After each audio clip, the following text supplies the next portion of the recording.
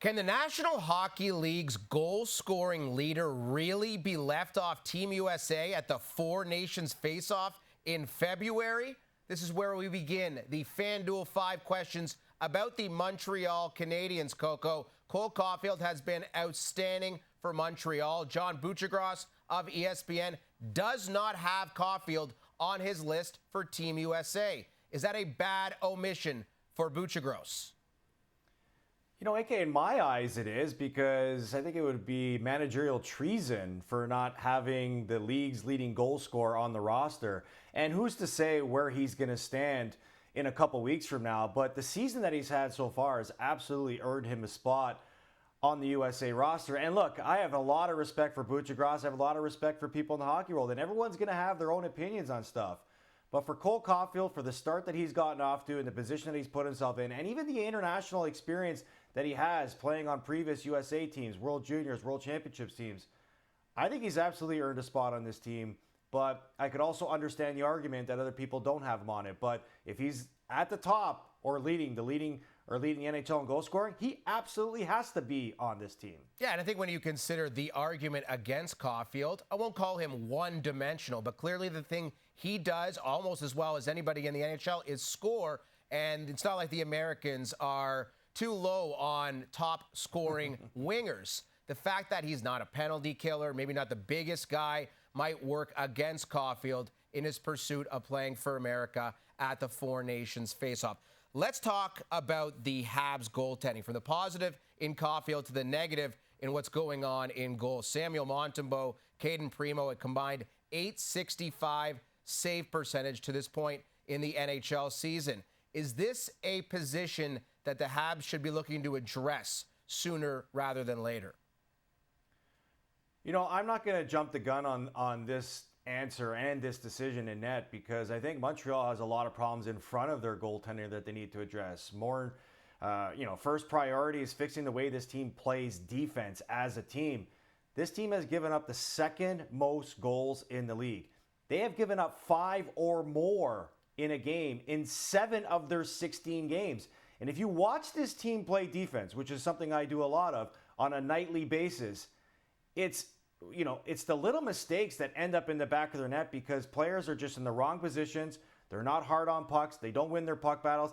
They screen their own goaltenders from point shots. It's just a lot gone bad in Montreal right now. And yes, the goaltenders are taking a lot of the blame for it. And yes, they have to do their part in helping keep a lot of those pucks out of the net. But I think Montreal has more issues that they need to address prior to their goaltending. And a lot of it has to do with the way this team defends. And look, they've got a young group of really good defensemen. And this is part of the maturing process that these guys have to go through. And when you're trailing in a lot of games, it exposes you to more goals against, because you're less focused on the system they need to play and more focused on the goals that you want to score. And I think that's been part of the big issue in Montreal right now. One of those young defensemen that the Habs have is Laine Hutson, a guy you've been a huge fan of. You predicted he would win the Calder Trophy. And really, it's hard to dispute the fact that he's been really good for Montreal. He's playing huge minutes. He's producing offensively. Is this kind of what you expected from Hutson in his rookie year? Absolutely. I mean, you're talking about a young defenseman who has 10 points in his first 16 games in the NHL. And AK, if you watch this guy play on a nightly basis like I do, he should have a lot more than those points, because every time he's on the ice, he's making stuff happen. So if you haven't jumped on the Laine Hutson to win the Calder yet, you still can jump on it now at 9-1 and get incredible value, because there's still a lot of positive signs that point towards him actually winning this trophy. Let's look at the points. 10 points in 16 games. I talked about this earlier in the year about the position he needs to be at to put him in a strong position to win the Calder Trophy. 50 points for an NHL defenseman. He's already a fifth of the way there. 16 games, that means he still has 3/4 of the season to reach that.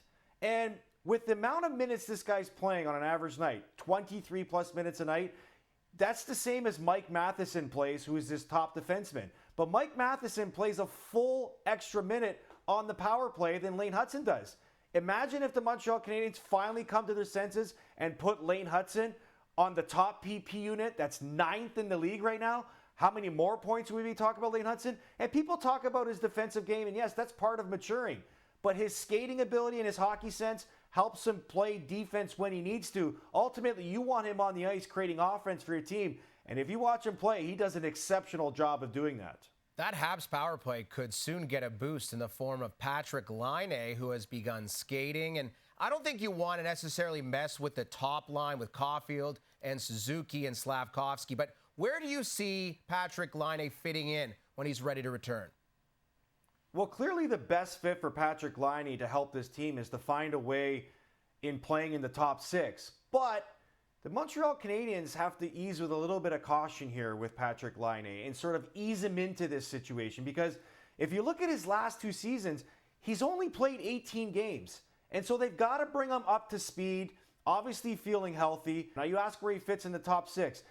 Marty St. Louis has had to do some juggling lately because all of their top players within the last 5 games have struggled mightily, 0 points. Now, it was a game against Buffalo that helped everybody get out of their slump, and you hope that's something that can push them forward.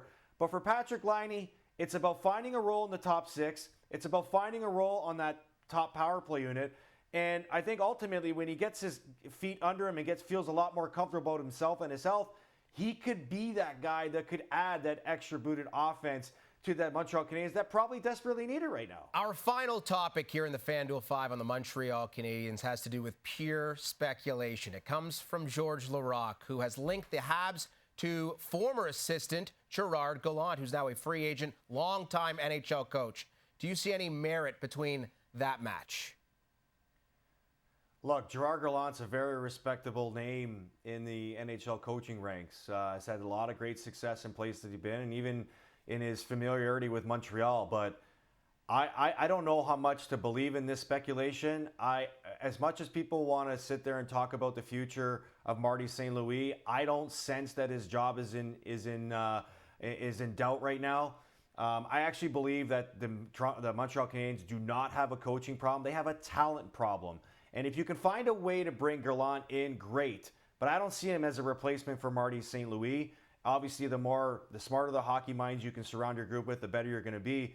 The Montreal Canadiens right now, the reason why they haven't been able to take a step forward and they've actually taken more of a step back so far in the season is because clearly the lack of young super talent is missing on this roster. And especially this season. I mean, outside of that top line, you look at their depth scoring. Brendan Gallagher is their second highest scorer on the team.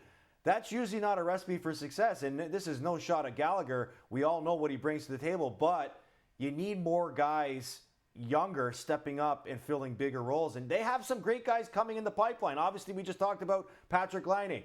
What spark can he create for this group? They've got Demidov, who's tearing up the KHL. They got Michael Haig, another first-round pick who's tearing up Michigan. They're probably going to have another high draft pick this year. So they've got good pieces coming, but right now, they lack the talent to get them where they want to be, not the coaching. Montreal may lack the talent, but you, my friend, most certainly do not. This has been the FanDuel 5 on the Montreal Canadiens.